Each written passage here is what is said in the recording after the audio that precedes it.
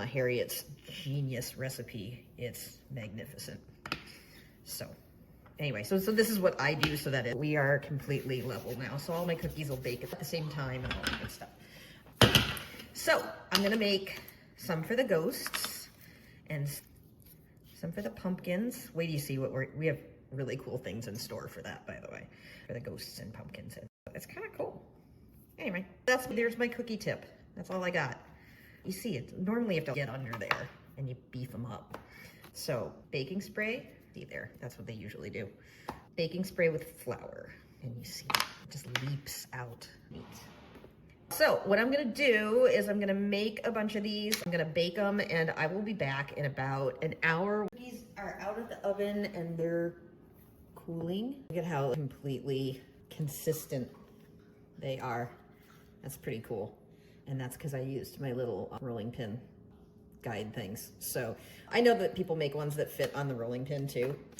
But anyway, I'm gonna add those to the site because I think it's pretty genius and easy to use. Anyway, so while these are continuing to cool, we're gonna make our shiny cookie icing. So all that is very simple, doesn't even need a mixer, and it dries hard on the outside, on the top, but it stays gushy in the underneath. And so it's very pleasant to eat. You can still stack them and you can still bag them and all of that kind of stuff too. So it's pretty cool.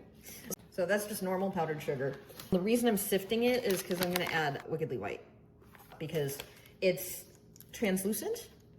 You can see through it a little bit if you don't do the Wickedly White. This is basically the kind of icing that my mom used to make for Christmas cookies and stuff. So I'm gonna show you how I do cookies. I dip them instead. So I just give it a dip, make sure it's covered the whole cookie, and I just give it a little scrape there so there's not a seam down the middle, and give it a shake. See all those air bubbles? But I can also stab them, so we're good. Everything's happy. And we just give it a little shake. So that it looks like it's gonna be pretty good. So I'm gonna set these aside, and then tomorrow, I'm gonna let them dry overnight, and tomorrow we're gonna finish them. And I'm gonna bring out some other new products, and I'm gonna have one of my neighbor kids come over. So these are dried for overnight. You can stack them, you can bag them, they're not gonna stick, which is kind of cool. And you can play with them with markers, all sorts of stuff.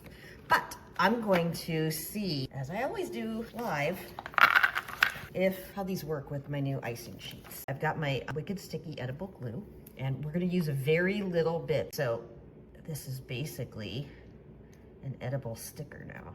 Oh my God, that's cute. So let's do a ghost. Oh my God, mega cute. Guys, I'm back, and I've got a pair of guest hands. Hello. This is my neighbor Piper, and she's gonna help us with the rest of the stuff. So hit it, girl. Okay. If you haven't used our edible markers, they're really fun. Halloween, man. You get to do whatever you like. It's gonna be smiling. Oh my God, this is amazing. And give me a thumbs up, Piper. Thumbs up. Then this is one of our cut apart stencils.